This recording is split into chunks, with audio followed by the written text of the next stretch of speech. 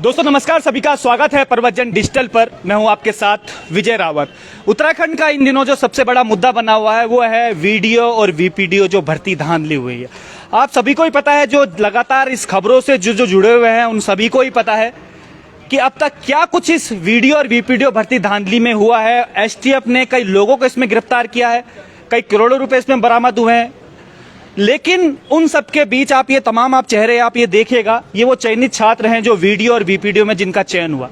इनका कहना है कि आखिर इनकी क्या कुछ गलती है जो अगर इसमें धांधली हुई है। आप उन लोगों को पकड़िएगा जिन्होंने पैसे दिए हैं, जिनको ब्लैक शिप्स जिनको कहा जाता है, इन लोगों की ये गलती है। क्योंकि कई फोन मेरे पास ऐसा आए थे जिनका कहना है कि भाई हम तो बड़े गरीब तबके के लोग हैं, हमारे जो माँ बाप हैं बड़ी मुश्किल से हमें पढ़ाते हैं और उस पर हमारा जब सिलेक्शन हो जाता है तो उस पर भी सवाल खड़े होने शुरू हो जाते हैं। तो आखिर इनको सिलेक्शन जिन बच्चों को हुआ है उनका डीवी कब तक होगा। इनको ये भी डर है कि ये भर्ती कैंसिल तो कहीं नहीं हो जाएगी। तो तमाम ये आप ये देखिएगा डरे समय ये चेहरे जो हैं। आपका क्या नाम है भाई? सर मेरा नाम प्रवीण असवाल है। सर प्रवीण, क्या कुछ है ये पूरा मामला? क्योंकि अभी जो प्रक्रिया चल रही है, कई लोग इसमें पकड़े गए, भर्ती धांधली भी इसमें हुई है, ब्लैक शिप्स भी कहा जा रहा है। कहीं डर आप लोगों को भी होगा कि ये भर्ती कैंसिल ना हो जाए? सर डरे हुए हैं, बिल्कुल हताश हैं और तैयारियों में दिन रात लगे थे। और डीवी हो गई है, नौकरी बहुत पास में थी। और हर दिन जो है, जब हम लोग हर दिन जो है न्यूज़पेपर देखते हैं तो वहाँ की जो रिपोर्टें होती हैं, उनकी रिपोर्ट को हम देखते हैं तो हम डर जाते हैं। सर जैसा कि आपने देखा होगा कि जो है हमारे चेयरमैन सर ने नैतिकता के आधार पर जो है उन्होंने इस्तीफा दिया। नैतिकता की बात हर जगह हो रही है। नैतिकता के आधार पर जब चेयरमैन सर ने जो है अपना इस्तीफा दिया, वैसे ही बात सर जो अगर नैतिकता की बात की जाए तो आजकल जो प्रिंट मीडिया है, थोड़ा नैतिकता वहाँ से मुझे कम दिखाई देती है। जब भी जो है हम एक तरफ जो है बयान सुनते हैं, एसटीएफ का बयान सुनते हैं, एक तरफ हम प्रिंट मीडिया को देखते हैं, तो दोनों में हमें कहीं ना कहीं एक अंतर दिखाई देता है। एक तरफ प्रिंट मीडिया की खबर की बात अगर हम देखें, जो जिनकी पहुंच जो है जन जन तक है, वो ऐसी रिपोर्ट छापते हैं कि जिनका मेल मिलाप जो है कहीं भी एसटीएफ की रिपोर्ट के साथ में नहीं होता है।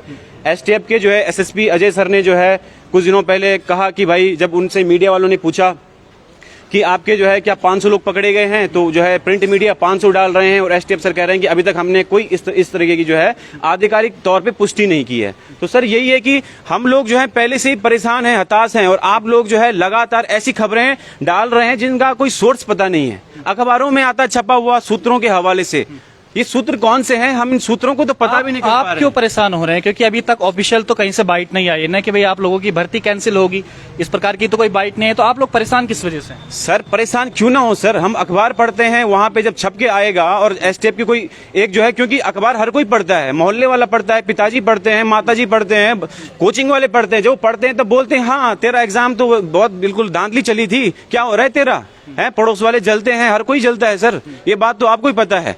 तो ये रही बात प्रिंट मीडिया से। जलने की वजह से परेशान हो रहे हैं आप लोग? सर जलने से परेशान नहीं हो रहे हैं, जब कटाक्ष पढ़ते हैं ना सर, तो कटाक्ष दिल पे लगते हैं। कटाक्ष पढ़ते हैं तो कटाक्ष दिल पे होते हैं। शिव प्रसाद सेमवाल जी भी हमारे साथ मौजूद हैं, उत्तराखंड क्रांति दल से ये हैं। सेमवाल जी, तमाम आप देख रहे होंगे जो भर्ती धांधली पे, तमाम आप अखबार भी पढ़ रहे होंगे, न्यूज चैनलों के माध्यम से भी पढ़ रहे होंगे। इसमें से कई धड़े अलग अलग बट गए। एक धड़ा वो है जिसने एग्जाम निकाले हैं, वो कह रहे हैं कि हमारी ज्वाइनिंग दो। एक धड़ा वो है जो कहते हैं कि भाई उनकी क्या गलती है जो 2 नंबर से रह गए, 1 नंबर से रह गए, क्योंकि थर्ड शिफ्ट में अगर धांधली हुई है तो सेकंड शिफ्ट वालों के नंबर बढ़ गए। वो कहेंगे हमारी इसमें क्या गलती है, क्योंकि इसमें अगर धांधली नहीं होती तो उनका नंबर भी आ जाता। एक तरफ वो लोग हैं जो पैसे दे के इसमें लगे हैं, जो लगातार एसटीएफ इसमें छापेमारी कर रही है। कई लोग पकड़े भी गए हैं, चेक भी बरामद हुए। पर तमाम प्रकरण देखते हुए आपको क्या लगता है कि क्या अब इसमें होना चाहिए जो ये चयनित छात्र आपसे मिलने आए हैं? इसमें उत्तराखंड क्रांति दल का ये साफ मंतव्य है इसमें कि जो भी इसमें ब्लैक शीप्स हैं और जो लोग भी धांधली में शामिल हैं, चाहे कोई ऑफिसर हैं, चाहे कोई जनप्रतिनिधि है, चाहे कोई कोचिंग इंस्टीट्यूट का मालिक है, चाहे कोई छात्र है, जो भी व्यक्ति इस तरीके की धांधली में शामिल है, उनके खिलाफ सख्त से सख्त कार्रवाई होनी चाहिए। और ऐसी कार्रवाई होनी चाहिए एक बेंचमार्क हो आने वाली भर्तियों के लिए। नंबर 1 बात। नंबर 2 बात, हमारा ये साफ मानना है कि जो लोग इसमें सेलेक्ट हुए हैं उनको साफ, अगर आप जरा सा भी तुलना करोगे कि कितने बड़े स्तर पे पेपर लीक हुए हैं, वहां तक विजिलेंस के पास मामला है, वो अपने आप पहुंच जाएगी। और कड़ियां को कड़ियां से जोड़ करके ये साफ गूगल से लेकर के किन लोगों ने आंसर गूगल में कहाँ सर्च किए हैं, किसके कहाँ पे कॉल रिकॉर्डिंग्स हैं, सबके mobile data, WhatsApp call recording सारी चेक हो रही है, तो पता चल जाएगा कि कहाँ से कोई चीज शुरू हुई है और कहाँ तक जाकर के वो पेपर लीक का मामला पहुंचा है। तो क्योंकि मेरी आयोग के जो सचिव है उनसे भी बात हुई है, उनका कहना था कि ये पता करना इतना आसान नहीं होगा, अगर इतनी सारी आयोग के पता करना मैं इतना कह रहा हूं आसान कि वो आयोग के सचिव हैं, वो विजिलेंस के सचिव नहीं है। विजिलेंस का अपना एक तरीका होता है, अपनी टेक्नोलॉजी है, और जहां तक हम लोग भी जर्नलिज्म में रहे तो काफी हद तक हमें भी उनकी टेक्नोलॉजी मालूम है। मुझे लगता है कि अगर विजिलेंस के पास ये मामला पहली बार आया है इस तरीके से, और पहली बार विजिलेंस इसमें एक्टिव हुई है। एस राजू साहब ने विजिलेंस को पहले भी जो ग्राम विकास अधिकारी वाला मामला था वो भी विजिलेंस को भेजा था, लेकिन तब विजिलेंस ने कार्रवाई नहीं की थी, उसमें मुकदमा दर्ज करने के अलावा कोई कार्रवाई नहीं हुई थी। कई बार उनको रिमाइंडर भेजे गए, कई बार कार्रवाई हुई। हमारा ये मानना है, मतलब एक प्रथम दृष्टया साफ पता चलता है कि अगर इसमें एस राजू शामिल होते या सुनील बडोनी शामिल होते तो कभी भी अपने डिपार्टमेंट के खिलाफ वो जांच के लिए विजिलेंस को रिमाइंडर नहीं भेजते, कार्रवाई करने के लिए। किसी भी जांच एजेंसी को कोई क्यों खुद भेजना चाहेगा, और एक बार पत्र लिख देगा तो रिमाइंडर क्यों भेजेगा।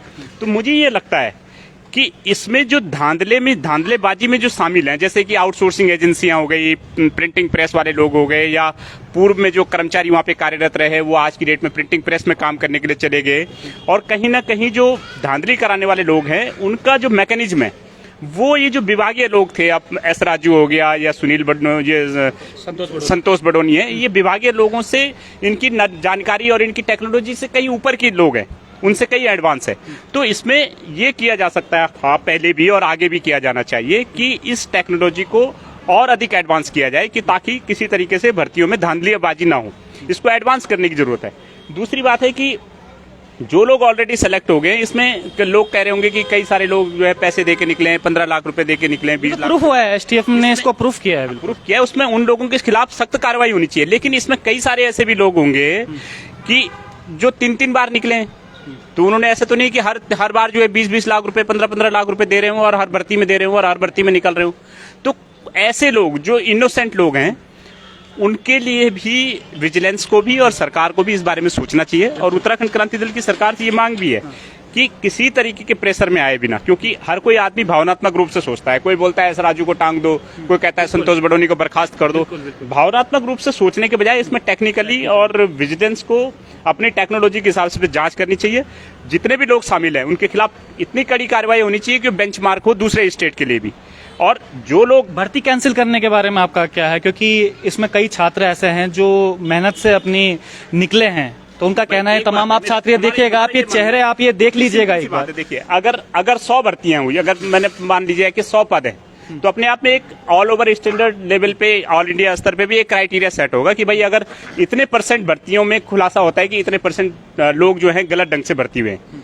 जैसे सपोज मैं अगर एक बात मान लूं कि 100 भर्ती हैं, 100 पद हैं, इसका पैमाना, मतलब आप कह रहे हैं कि इसका पैमाना होना चाहिए। जैसे मैं अपनी ओर से बोलूं कि 100 पद हैं, अगर 100 में से केवल 10 आपका निकलता है कि यार ये भर्ती है, या 5 निकलता है कि ये फर्जी भर्ती है, तो जाहिर सी बात है कि भर्ती कैंसिल नहीं होनी चाहिए। और अगर आपको लगता है कि 70 लोग जो है फर्जी भर्ती हैं, तो कैंसिल हो जाना चाहिए।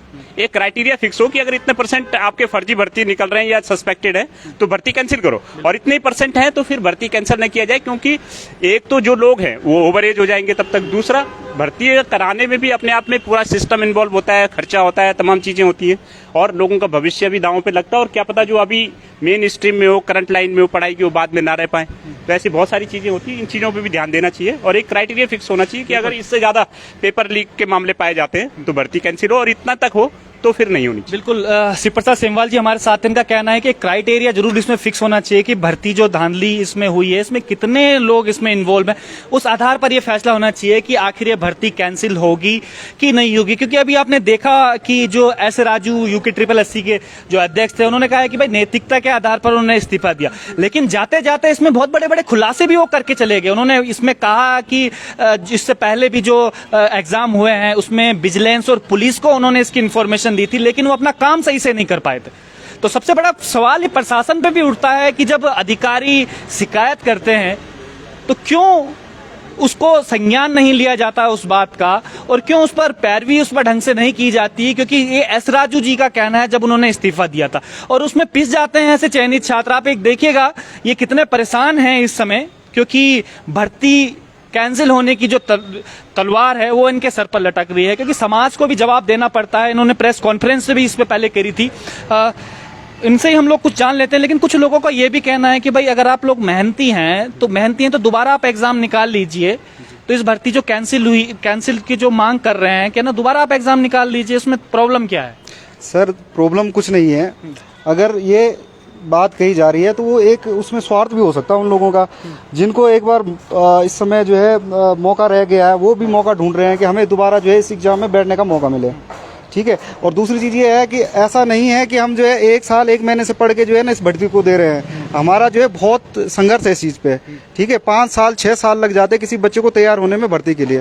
तो ये 5-6 साल देखे जाए, ऐसे नहीं कि जो है आप बोलें कि दोबारा एग्जाम आप ये लगा लो। अभी जो है 8 भर्तियाँ हैं, आयोग ने जो है वो उनकी डेट पीछे कर दी है, वो 2023 तक होती है। ये अगर इस एग्जाम में कुछ गड़बड़ी कुछ ज़्यादा होता है तो ये 2024-25 तक चली जाएगी। तो क्या हमारे माँ बाप जो है, मैं 2013 से यहाँ देहरादून में हूँ, क्या वो खर्चा कर पाएंगे? महीने के 6,000 रुपये देते हैं, उसमें 4,000 तो मेरा रूम रेंट निकल जाता है, 2,000 में महीना काटता हूँ। क्या ये पीड़ा वो लोग देखते हैं? मेरे जो है कई एग्जाम रह गए हैं जिनमें जो है मेरा जो है चयन होने से बचा हुआ था।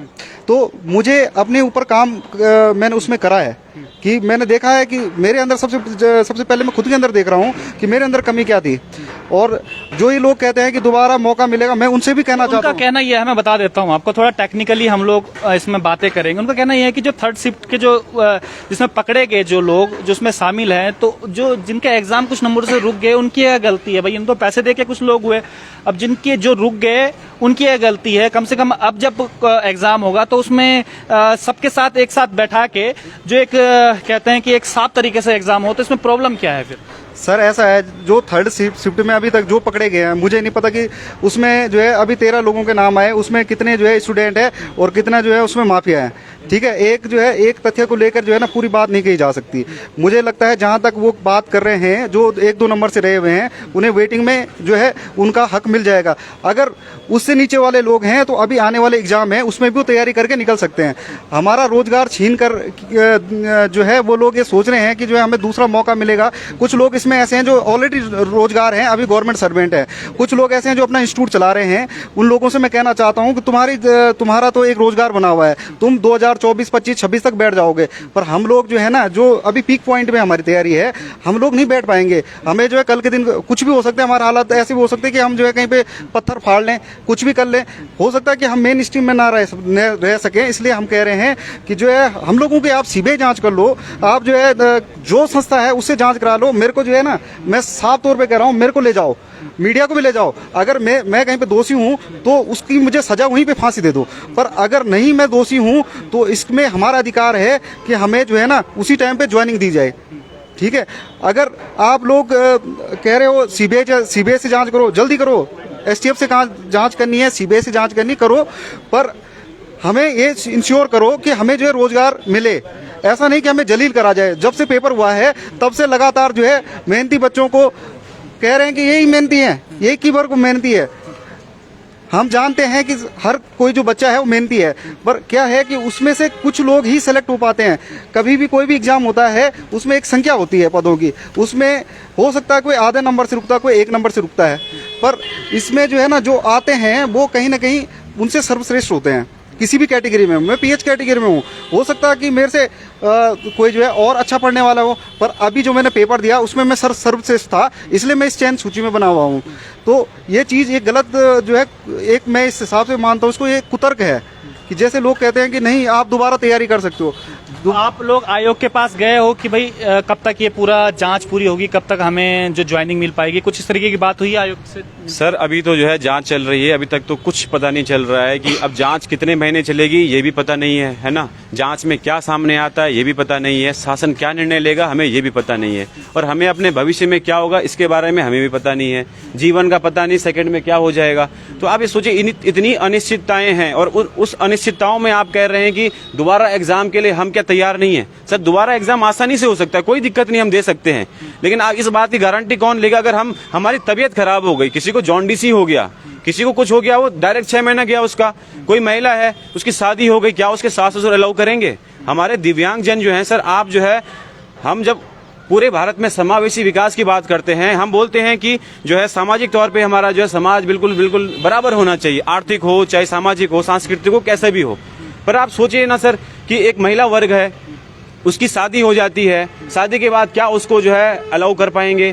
भाई फैमिली प्लानिंग है उनके, क्या हो पाएगा, तैयारी हो पाएगी? आप तो चलो ठीक है, आपने क्राइटेरिया सेट कर दिया, दोबारा एग्जाम का कर दिया, लेकिन आप उन बच्चों के साथ कैसे न्याय करेंगे जो एग्जाम देने लायक नहीं है? किसी की तबीयत खराब हो गई, किसी का हो सकता है कि किसी का एक्सीडेंट हो गया। आपको ये डर है कि दोबारा री एग्जाम होता है तो कहीं आप लोगों की तबीयत खराब ना हो जाए, या किसी जो महिला है उसके ये डर है आपको? सर हमें डर नहीं है, ये नहीं भाई, क्या कह रहे हैं, क्या गारंटी नहीं है? गारंटी क्या है कि दोबारा एग्जाम निकल ही जाएगा। जैसे हर नेता, जैसे एक चुनाव लड़ा, दूसरी बार वो चुनाव जीतता नहीं है ना, वो हार भी सकता है। ऐसे ही मैंने 17 मार्च 2021 को पेपर दिया प्रोसेस असिस्टेंट का, मेरा 9वां नंबर है, 9वां रैंक आया प्रदेश में। 26 सितंबर 2021 को सचिवालय सुरक्षा, सचिवालय गार्ड का पेपर हुआ, मेरा सिलेक्शन नहीं हुआ। तो आपको ये डर भी है कि दोबारा एग्जाम होने में? स्वाभाविक क्या है, दोबारा एग्जाम होगा, हो सकता है हमारा ना हो, तो उसमें हमारी गलती क्या है, किसकी गलती होगी इसमें, है ना? हम कौन कर रहे हैं? हाँ, और बात वो कर रहे हैं जो 40 नंबर वाले हैं, जो 45 नंबर वाले 38 साल के लोग हैं कुछ, जिनका काम ही कोचिंग संस्थान चलाना है, वो अपने लिए सिर्फ कस्टमर बना रहे हैं। 25-26 साल के बच्चे होंगे जो 30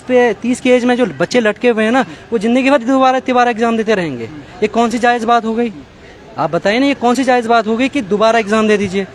हमें पता है ये बात किसने उठाई है, उसके मकसद क्या है, हमें सब पता है। नाम लीजिए ना खुल के, लाइव चल रहा है, नाम लीजिए खुल के, इस पर एडिट भी नहीं हो सकता। आ जाएंगे, नाम सामने आ आप जाएंगे। डर क्यों रहे हो नाम लेने में? कुछ नेताओं की रंजिश भी है, कुछ नेता हैं इसमें शामिल। हम लोग थोड़ा सा, हमको सूचना मिल गई है, धीरे धीरे हम लोग भी प्लानिंग कर रहे हैं, नाम सबके उजागर किए जाएंगे और धीरे धीरे हम लोग सबकी पोल खोलने वाले हैं। जो लोग हमें घेरने की कोशिश कर रहे हैं, सबकी पोल खेलेंगे। महिलाओं के पास में चलता हूँ क्योंकि सबसे ज्यादा मेहनत वही कर। आप थोड़ा यहाँ पे आ जाइएगा जरा। आपका क्या कुछ कहना है? शादी होगी है आपकी अभी? हाँ जी। घर वाले क्या कह रहे हैं अब? घर वाले तो सबके ही घर वाले एक ही बात कह रहे हैं, ज्वाइनिंग कब होगी। बाकी इसके सिवाय आपको तो उनको बताया नहीं कि क्या क्या कुछ लोग पकड़े जा रहे हैं, 15-15 लाख दे के कुछ लोग आए हैं एसटीएफ ने? सब कुछ सर, सब कुछ को पता है, लेकिन उन्हें ये भी पता है कि मैं 15 लाख दे के नहीं आई हुई हूँ। तो फिर वो तो मेरे लिए बात करेंगे ना, उन्हें क्या लेना देना है। बाकी अदर जो 15 लाख 20 लाख, चाहे वो 1 करोड़ दे के भी आया है, तो उससे हमारा कोई लेना देना नहीं है। उससे उसी व्यक्ति का लेना, जिसने लिया होगा वो टेंशन लेगा, हम क्यों टेंशन लें?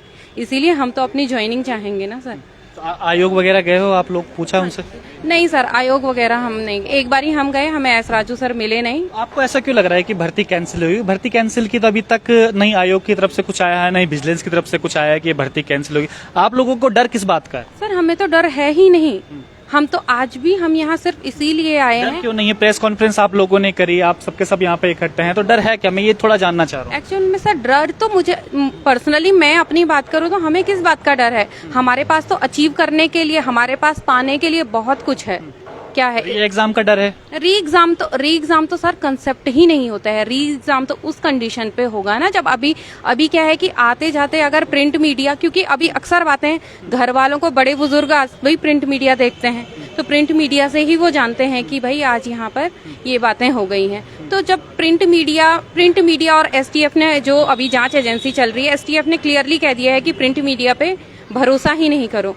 तो उस बात को लेकर, क्योंकि अभी तक एसटीएफ का हमारे लिए सकारात्मक ही रवैया रहा है, नकारात्मक कुछ आप लोग भी सारे के सारे चाह रहे होंगे, जितने भी छात्र हैं यहाँ पर मौजूद, आप सबके सब भी चाह रहे होंगे कि जो पैसे दे के लगे हैं, जो प्रॉब्लम आप लोगों को हुई है, वो लोग भी इसमें तुरंत उन पे कार्रवाई होनी चाहिए, सख्त से सख्त उन पे कार्रवाई होनी चाहिए। आप सब लोग भी ये चाह रहे होंगे। सर ये एक थोड़ा सा पुराने सवाल पे आना चाहूँगा वापस से ना। आपने कहा कि दोबारा एग्जाम जो है जो होना चाहिए, सर इसमें आपने कहा था ना कि मतलब आपको इस बात का डर है कि फेल हो रहे हैं। सर फेल होने का डर नहीं है सर, क्योंकि देखिए मैं लाइव इस समय चल रहा हूँ, कई लोग ऐसे कमेंट कर रहे हैं कि भाई आप लोगों को डर किस बात का है, दोबारा एग्जाम दीजिए ना जो उसमें है, क्योंकि ये लाइव में कमेंट आ रहे हैं सारे के सारे। एक मिनट बात रखने दीजिए। सर मैं ये कह रहा हूँ कि डर फेल होने का नहीं है सर। मैं ये कह रहा हूँ कि जब आप, चलो ठीक है आपने बोला कि रद्द कर दो, चलो रद्द चलो कर दो, कोई दिक्कत नहीं, पर आप ये बताइए ना सर कि उस बच्चे के साथ क्या न्याय होगा जो एक ऐसे वर्ग से है, जो दिव्यांग वर्ग से है, जिसने सर एक दिव्यांग, अगर जो एक व्यक्ति दिव्यांग है ना सर, सबसे पहले जब सद घटना होती है तो वो उस घटना को जिंदगी भर कभी भुला नहीं पाता है।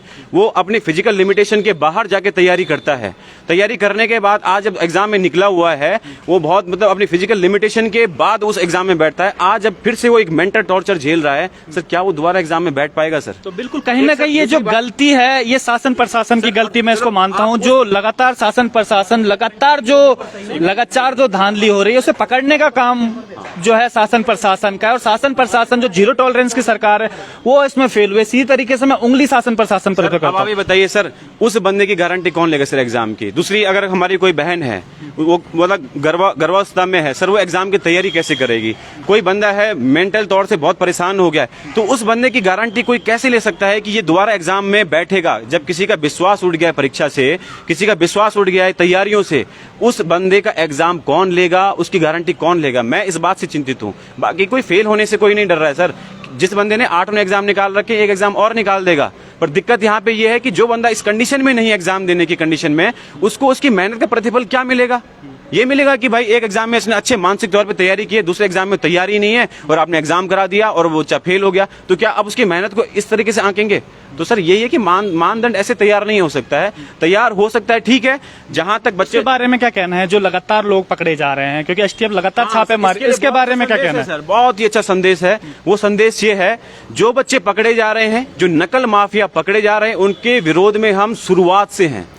जो बच्चे पकड़े जा रहे हैं, कोई हमारे संपर्क वाला बंदा नहीं है। पहली बात तो ये है, वो पता नहीं कौन से बंदे हैं, जितना पैसा उनसे निकलता है हैं वो लोग हैं, एसटीएफ ने इसको साबित किया है। उसमें तो है, जो उनसे पैसा रिकवरी हो रहा है वो पैसा, जो नकल माफिया का रिकवरी हो रहा है वो पैसा, प्लस मैं सजेशन देना चाहूंगा, नकल माफिया की पूरी संपत्ति कुर्क की जाए, बेची जाए, और जिन्होंने 15 लाख दिए हैं ना सर, उनकी भी बेची जाए, क्योंकि उन्होंने हमारे साथ खिलवाड़ किया है।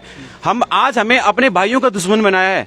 अगर आप कह रहे हैं ना कि बॉय पंवार जो है आज की डेट में, बॉय पंवार वो भी कहीं ना कहीं पहले जो है बेरोजगारों की बात उठाते थे। आज क्यों, जब उन्होंने सिर्फ उनका एक रास्ता गलत है कि दोबारा पेपर रद्द होना चाहिए। आपको लग रहा होगा ना कि रास्ता गलत है क्योंकि आप सेलेक्ट हो चुके हैं। सर सेलेक्ट वाली बात नहीं है। अब आप ये बताइए सर, जब से राज्य बना हुआ है सर, जब से राज्य बना तब से आप भर्ती कैंसिल करते रहोगे? आप जो देखो ना सर, पिछले जो है आपका वीडियो एग्जाम वो उसमें पकड़ा गया, वो कैंसिल हो गया, और फॉरेस्ट गार्ड भर्ती थी और हाई कोर्ट वाली भर्ती थी, बहुत सारे एग्जाम हुए। तो क्या हमारे पास रद्द ही सॉल्यूशन रह जाएगा? अगर रद्द ही सॉल्यूशन है तो एग्जाम फिर करवा क्यों रहे हैं? भाई बीच का रास्ता आपको निकालना पड़ेगा ना, कि बीच का रास्ता कौन सा, कि भाई जो पकड़े जा रहे हैं उनकी संपत्ति कुड़क करो, एक जो है आपका नकल वाला जो कानून है वो निकालो, और उनकी संपत्ति जो कुड़क की जा रही है वो सर वो पैसा जो है ना कहीं सरकार के फंड में नहीं आना चाहिए। वो पैसा कहाँ लगना चाहिए कि आप जो है जो एग्जाम सेंटर नहीं बना पा रहे हैं, आपको जो है संरचना जो आपका इंफ्रास्ट्रक्चर बनेगा, एग्जामों के लिए इंफ्रास्ट्रक्चर होना चाहिए। भाई आप 6 मंजिला एक भवन बना दो, 2 भवन बना दो ना। अगर 20 करोड़ आपका इकट्ठा हो रहा है, 2 भवन बना के एक साथ एग्जाम करवा दो। लोग ये सवाल भी पूछ रहे हैं कि जो आज तक जो भर्तियां कैंसिल हुई थी, क्या उनमें मेहनती छात्र नहीं थे? सर उसमें मेहनती छात्र थे, लेकिन सर परिवर्तन ही जो है समाज का नियम है, परिवर्तन होना चाहिए। अब पिछली बार जो भी हुआ वो हमें पता नहीं, लेकिन इस बार आप देखो ना सर, इससे पहले कभी नहीं हुआ कि जो है एक वर्ग चयनित छात्र वाला खड़ा हुआ। कब हुआ खड़ा? कभी नहीं हुआ। लेकिन इस बार हम खड़े हैं क्योंकि हम देख रहे हैं कि क्या यह चलता रहेगा, 10 साल तक चलता रहेगा। पहले हम तैयारी करेंगे, पैसा खर्च करेंगे, फिर बीच में आ जाएंगे रद्द करो। 45 नंबर वाले आज जो है धरने बैठने के लिए तैयार हैं, और जो 75-80 वाले हैं वो चुपचाप घंटी बजाते रहे। सर बताओ ना सर, आप क्या हम घंटी बजाते रहे? 75-80 नंबर वाले, क्या हम जो है सड़कों पे ना बैठे? हमारे माँ बाप बच्चे बेचारे जो है सब जो है तैयार हैं, बुजुर्ग तैयार है। अब जो है उनको नंबरों से क्यों तोल रहे हैं? हो सकता है कोई बच्चा पढ़ने में अच्छा हो, कोई तो कम हो, 35-40 नंबर, और उसका आप ऐसी बातें क्यों कर रहे हैं? सर हमें किस आधार पे तोला जा रहा है? फिर जब हमारे नंबर अच्छे हैं तो हमें फिर किस आधार पे? जब आपने देखा होगा अभी आपका चल रहा है ना, ट्रोल किया जा रहा है। क्यों ट्रोल किया जा रहा है? ट्रोल क्यों? ट्रोल तो उनको किया जा रहा है जो ब्लैक शिप्स हैं, जो पैसे दे के। आप अपने आप को क्यों मान रहे हो सारे के सारे? मैंने आपके सामने तो कहा कि उनकी संपत्ति कुड़क होनी चाहिए। इससे ज्यादा आप मुझसे क्या सुनना चाहोगे? ट्रोल खुद क्यों हो रहे हैं? खुद पे क्यों बात ले रहे हैं? आप कह रहे हैं कि हम ट्रोल इसमें हो रहे हैं। जो बार बार रद्द वाला शब्द, जो बार बार रद्द वाला शब्द है सर, इससे हम मेंटली बहुत ही प्रेशराइज्ड हैं। हम इसीलिए हम लोग इसीलिए परेशान हैं कि जब ये बात हो रही है। बाकी आप जांच करवाओ, कुछ भी करवाओ, हमें कोई फर्क नहीं पड़ता। अभी आकर हमें सीबीआई से जांच करवाओ, हमें कोई फर्क नहीं पड़ता, हम तैयार हैं। आप टाइम की बात करो ना कि भाई इतने टाइम के अंदर आप इसको खत्म करो, जांच करो, हमें ज्वाइनिंग दो। आप एक टाइम लिमिट की बात करो इसमें। सर एक चीज बताइए सर, हर चीज का ठेका हमने ले रखा है। अग्नि परीक्षा देने के लिए तैयार हम हैं। हमने एक लिस्ट बना रखी है। आपका चयन आपका हुआ है तो ठेका भी तो आपको लेना पड़ेगा ना। आज आप यहाँ पर आज मीडिया के सामने आप आए हो तो इस बात के लिए आए हो। सर मैं ये कह रहा हूँ, देखो 2-3 चीजें बता रहा हूँ। सबसे पहले मैं पत्रकारिता पे जाऊंगा, प्रिंट मीडिया पे जाऊंगा। पहला आप अपनी जिम्मेवारी समझें। सवाल का जवाब आप दीजिए जो मैंने सवाल आपसे पूछा है अभी। क्या सवाल था सर? बोल। सवाल मैंने आपसे ये पूछा था कि भाई आप जो ये बात हो रही है री एग्जाम देने की जो बात हो रही है, जो आप लगातार जो सवाल आप लोग ये कर रहे हैं, तो इसमें प्रॉब्लम कहाँ पर आ रही है? बार बार यही तो हम बात कर रहे हैं आपसे। प्रॉब्लम ये आ रही है सर, हर चीज का आकलन जो है सर, आप क्या देखो, हम जो है परेशान हो रहे हैं। प्रिंट मीडिया में छपता है, कि भाई इस तरीके से हो रहा है, रद्द हो रही है, चलो हम परेशान। आप ये सोचिए सर, बीच का रास्ता भी तो होता है। जब आप देख रहे हैं कि भ्रष्टाचार रुक नहीं पा रहा है, लगातार इतने सालों से चल रहा है, तो अगर आप हर एग्जाम भर्ती कैंसिल करने पे आओगे ना सर, तो कोई एग्जाम बचेगा नहीं। तो क्या इस राज्य में क्या कोई भी एक जो है सरकारी नौकरियों के लिए बिल्कुल सपना देखना बंद कर दे? मैं इसी बात के लिए कह रहा हूं कि कम से सरकार से सवाल क्यों नहीं पूछता? आप धामी जी से मिलिए ना, बोलिए उनसे कि भाई आप इस तरीके से क्यों कर रहे हैं, आपकी वजह से हमें परेशानी हो रही है। जो ये बच्चे जो पकड़े जा रहे हैं 15-15 लाख रुपए जिन्होंने दिया, उनकी वजह से हमारी क्या गलती है? अब हमें तो बता दीजिए हमारी ये गलती है। तो सरकार से सवाल पूछिए ना आप। लेकिन जो ये जो पेपर की बात आप कर रहे हैं कि पेपर रद्द करने की बात कर रहे हैं, भाई लीक का अगर मामला उठेगा तो रद्द करने की बात तो करेंगे करेंगे। सर जो मीडिया है ना, मीडिया किन लोगों की आवाज पहुंचाता है सरकार के पास, जिनकी आवाज सुनी नहीं जा रही। अब आप हमारे सामने हमारा इंटरव्यू ले रहे हैं, तो ये बात सरकार तक जाएगी ना। इसीलिए तो हम कह रहे हैं कि सरकार हमारा संज्ञान ले।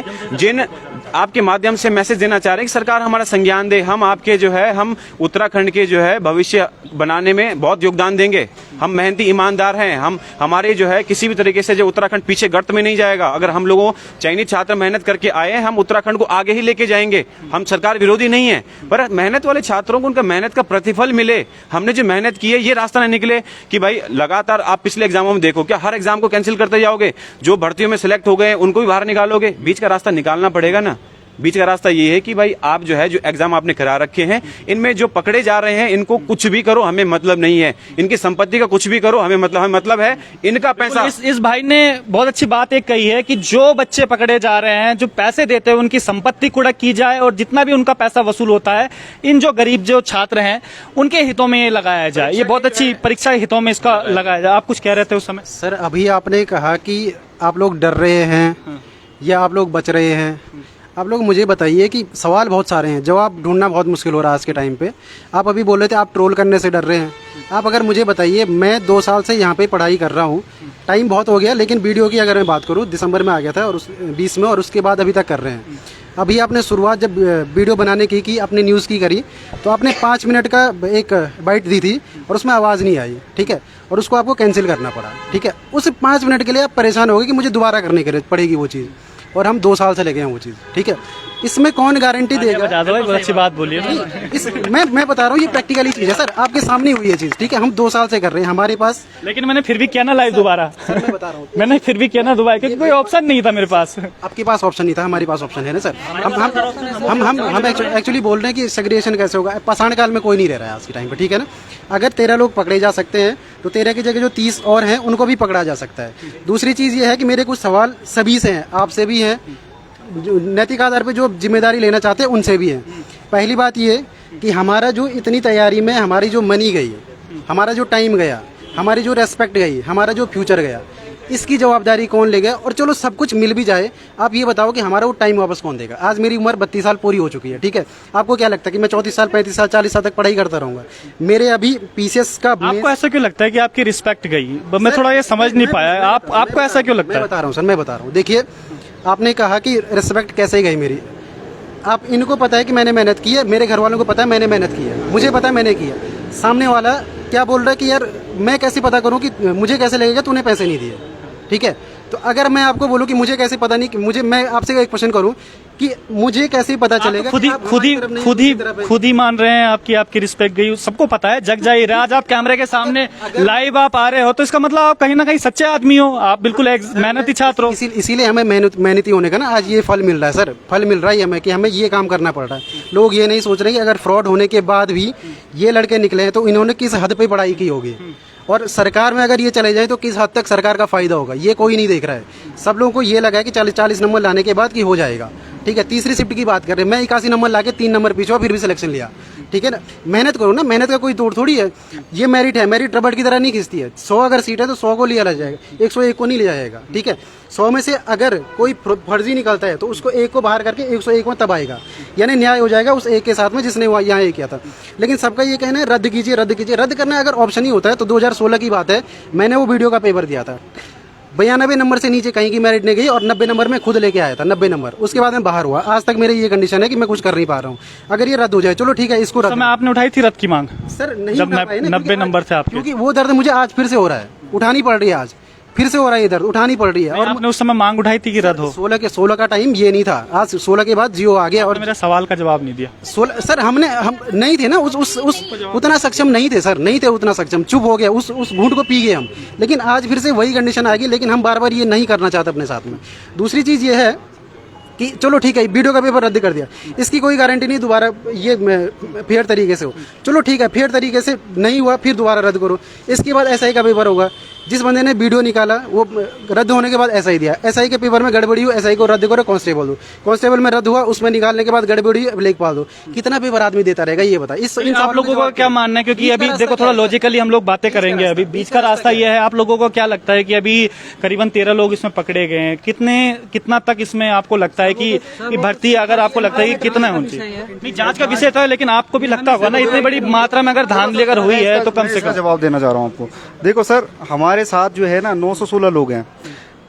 जब मैं एग्जाम की तैयारी कर रहा था, मैं मुश्किल से 1-2 को जानता हूँ। उसके बाद जब ये डीवी हुआ, उसके बाद हम लोगों की पर्ची आपस में परिचय है, ठीक है। अब उसमें मैं क्या पता लगा सकता हूँ कि ये जो है, अगर एसटीएफ ये कहती है कि इसमें 200 लोग हैं, 300 लोग हैं, 400 लोग हैं, कितने तक उसमें आपको लगता है कि अब ये टाइम आ गया कि भर्ती कैंसिल हो जानी चाहिए? अब ये सर देखो ऐसा है, लॉजिकली बात हम लोग करेंगे। देखिए एसटीएफ तो ये भी कह सकती है कि 30-40 लोग हैं, 200-300। मैं कह रहा हूँ अगर ये हो तो, क्योंकि एसटीएफ कह रही है कोई अभी आंकड़ा कोई पता ही नहीं है इसमें कितने भी हो सकते हैं। एसटीएफ का ये कहना है, क्योंकि मैंने खुद जो एसटीएफ के एसएसपी उनका इंटरव्यू मैंने लिया था, उनका ये कहना है इसमें। सर ऐसा है कि जो हमें जानकारी है, जो आंकड़ा भी है एसटीएफ ने रखा हुआ, अगर इसमें ईमानदार निकलता है उसको ज्वाइनिंग मिलनी चाहिए। आपको पता है हमारी न्यायपालिका भी इस बात को मानती है कि भाई अगर 100 दोषी अगर गुनहगार साबित होते हैं तो और एक निर्दोष अगर उसमें से निकल आता है तो उस निर्दोष को उसका मिलना चाहिए। और हम तो कह रहे हैं ना, हम तो ओपनली बोल रहे हैं, हमारी जांच करवाओ, किसी भी स्तर की जांच करवाओ, हम तैयार हैं। बस आप लोगों को ज्वाइनिंग मिलनी चाहिए कुल मिला के। तो ये तमाम सर एक लास्ट हर बार जो है सर एक जो है प्रश्न उठ रहा है कि कैसे दूध और पानी को अलग किया जाए। ये सर आपने बहुत बार उठाया है, हमने आपका जो है बार बार फॉलो किया है। आपको इस प्रश्न उठाया, किसी और ने उठाया होगा हमारे चैनल पे। हाँ, जिसने भी उठाया हो सर, इस बात का मैं बिल्कुल सर जो है आपको आज स्पष्टीकरण देना चाह रहा हूँ, ताकि बार बार दूध और पानी बार बार मिक्स ना करते रहे, है ना। हमें पता ही नहीं चल पा रहा कितना पानी है। तो इस बात का सर ये है कि हम जो है डिजिटल तौर पर जब जी रहे हैं, आज की डेट में जो है हम ऐसे जो है युग में जी रहे हैं जहाँ पे डिजिटल टेक्नोलॉजी बहुत खतरनाक है। हमारे राज्य में जो है ना सर साइबर क्राइम जो है के लिए थाना बनाया गया। क्यों बनाया गया? इसीलिए तो बनाया गया है। आजकल जो है डिजिटल क्राइम को रोकने के लिए जो है सेंट्रल गवर्नमेंट पॉलिसी बना रही है, आईटी एक्ट बना रही है, हर चीज कर रही है, उपकरण भी हमारे पास हैं। आप जो है जब एक फोन का जब कॉल रिकॉर्ड रखोगे तो वो पूरी चेन बना देगा। साइबर जो है सेल वाले और एसटीएफ वाले इस चीज में जो है आपके बिल्कुल विशेषज्ञ हैं। तो विशेषज्ञों को अपना काम करने दीजिए। और जो लोग जो है विशेषज्ञ नहीं है ना, जो लोग सिर्फ जो है मुंह से बोल के जो है 500-600 बोल दे रहे हैं, आप उन पे थोड़ा मैं कहना चाह रहा हूं कि एक बार विशेषज्ञों को अपना काम करने दीजिए ना। जिस चीज में आप बिल्कुल आपको नॉलेज नहीं, गणितज्ञ क्यों बन रहे हैं वहां पे सर? तो मैं ये कह रहा हूं कि जब दूध और पानी को काम करने का काम एसटीएफ का है ना, वो कर तो रहा है। जब एसटीएफ की जांच पे आप बहुत खुश हो जाते हैं, काली भेड़ पकड़ी गई, तब तो आप बहुत खुश होते हैं। लेकिन जब एसटीएफ बिल्कुल सच्चाई बता रहा है तो आप वहां हर बार प्रश्न चिन्ह क्यों लगा रहे हैं? क्या आपको अपनी एसटीएफ पे गर्व नहीं है? क्या एसटीएफ की जांच पे आपको जो है बिल्कुल शक हो रहा है क्या? भाई एसटीएफ की जांच आने तो दो। वो बता तो रहा है, एसटीएफ वाले सर बता रहे हैं चिल्ला के कि हम जो है बिल्कुल जड़ तक पहुंचेंगे। लेकिन जड़ से पहुंचने से पहले ही आप बोल दे रहे हो रद्द करो। भाई वो सीमित बता तो रहा, चिन्हित कर तो रहा है। वो लोग जो रद्द की मांग उठा रहे हैं, नाम क्यों नहीं लेते आप लोग खुल के उनका? सर नाम लेना, मैं नाम जैसे लोग नाम लेने से क्यों बचता? आप बताइए ना कौन कौन है वो?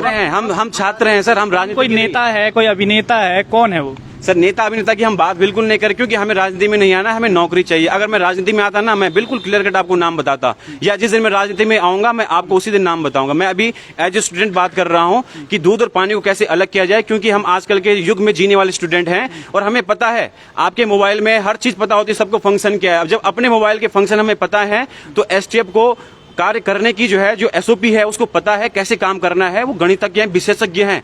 वो बात जो है आपके मोबाइल से हर डेटे को ये निकाल देंगे और आपने किसको कॉल किया है, किसको फॉरवर्ड किया है, व्हाट्सएप हो, टेलीग्राम हो, वो बातें तो आप लोगों पर भी लागू होती है ना, क्योंकि आप लोग भी लगातार प्रेस कॉन्फ्रेंस आप कर रहे हैं, नेताओं से आप लोग मिल रहे हैं, तो आप भी सब्र रखिए ना। जो जांच हो रही है जांच होने दीजिए। आप क्यों बौखला रहे हैं सारे के सारे? नहीं रहे सर, हम जो है जो गलत अफवाहें फैला रहे हैं, जो पहले से ही जो है एक ऐसा रास्ता बीच का निकाल रहे हैं। अफवाहों से डर रहे हैं आप लोग सारे के सारे। सर हम समाज में रह रहे हैं सर, हमारा गलत अफवाहों के खिलाफ विरोध करना क्या गलत बात है सर? आप बताइए, आप ही बताओ सर। इसमें एक बात ये है, जब तक हम लोग सिलेक्टेड लोग सामने नहीं आ रहे थे ना, तब तक बहुत सारे लोग कह रहे थे कि सिलेक्टेड लोग तो हमें दिख नहीं रहे हैं, सारे भ्रष्ट हैं, 916 के 916 लोग सब भ्रष्ट हैं। अब हम सामने आए हैं, अब कह रहे हैं कि क्यों बौखला रहे हैं? कहाँ बौखला रहे हैं? अपनी मांगों को लेकर बातचीत कर रहे हैं, अपने साथ न्याय के लेकर बातचीत कर रहे हैं। न्याय की बात करना बुरा है क्या? भारतीय संविधान की प्रस्तावना में सामाजिक न्याय की बात की गई है। उन्होंने एक सवाल उन्होंने एक सवाल बोला था कि भाई कुछ लोग हैं जो कह रहे हैं कि दूध और पानी को आप अलग कीजिएगा। आपने ये सवाल उठाए थे कि वो एसटीएफ की जांच पूरी होने दीजिए। मेरा सवाल वो आप पे भी है कि आप लोग क्यों इतना कर रहे हैं? एसटीएफ को जांच करने दीजिएगा। आप भर्ती कैंसिल की कौन बात कर रहा है है ना सर, हमने बहुत पहले भी कहा था कि हम तैयार हैं अग्नि परीक्षा देने के लिए, हम भी तैयार हैं। हमारी जांच हो, बुलाएंगे हम स्वागत। देखो सर, सच को आज क्या हम डरने के लिए तैयार ही नहीं। आपके सामने जब हम खुले होकर बोल रहे हैं और आपके मंच को देखने वाले हजारों लोग हैं, तो हमें पता है ना कि भाई हमको भी जो है बहुत सारे लोग कहेंगे, लेकिन हम सच्चे हैं। हमें किस बात का डर है? डरेगा तो वो जिसने पैसे दे रखे हैं। और हम अभी भी कह रहे हैं, जो जिसने पैसे दे रखे पकड़ो, कुछ भी करो। अगर हमने दिया हमें भी कुछ भी कर लो ना, हम डर नहीं रहे। और सर दूसरा जो मध्यवर्ती मार्ग हमने निकाला है वो ये है कि सर मेहनतियों को न्याय मिले और काली भेड़ों को कठोर कारावास, काला पानी की सजा मिले। और सर दूसरी बात एक, सर आप ही बताइए, आपका चैनल है, आपके चैनल पे कितने फॉलोअर होंगे? हो सकता है 1 लाख हो, 1.5 लाख हो। अगर आपका पेज क्रैश हो जाए सर, आप क्या रिकवर करने की कोशिश नहीं करेंगे? टेक्निकली वो बात अलग है, क्योंकि मानवता और उसमें अलग फर्क है। टेक्निकली चीजें अलग है। समय भी ज्यादा हो गया है। सर आप इस बात का जवाब दीजिए सर, क्या आप रिकवर नहीं करेंगे सर? उसे रिकवर क्यों नहीं करेंगे? हम बिल्कुल रिकवर करेंगे, लेकिन अगर रिकवर नहीं हुआ तो मैं दोबारा से नया पेज बनाऊंगा। नई मेहनत हम करेंगे। आप अगर इस जॉब पे लगे होते आज की डेट में, अगर आप वीपीडीओ में एक सिलेक्टेड कैंडिडेट होते तो आप क्या करते? जब आप मीडिया पे आएंगे तो मीडिया वालों से तब आप सवाल पूछेगा। आज आपका पक्ष हम लेने आए हैं। तो ये तमाम वो लोग हैं जो वीपीडीओ से चयनित छात्र थे। उनकी सिर्फ एक ही मांग है कि इनकी क्या गलती है? जो तमाम जो भ्रष्टाचार हुए हैं, जो ये रूपरेखा बनाई गई है, 15-15 लाख रुपए जो दिए गए हैं, इसमें इनकी क्या गलती है? इनको जल्द से जल्द ज्वाइनिंग मिलनी चाहिए। तो तमाम ये सवालों के साथ हम लिए छोड़े चलते हैं कि क्या इनको ज्वाइनिंग मिल पाएगी कि नहीं मिल पाएगी। क्या जो UKSSC आयोग है वो क्या कदम इस पर उठाएगा, और अब तक कितनी और काली भेड़ें इस पर और नजर आएंगी। तब तक के लिए बन रही है परवजन डिजिटल के साथ।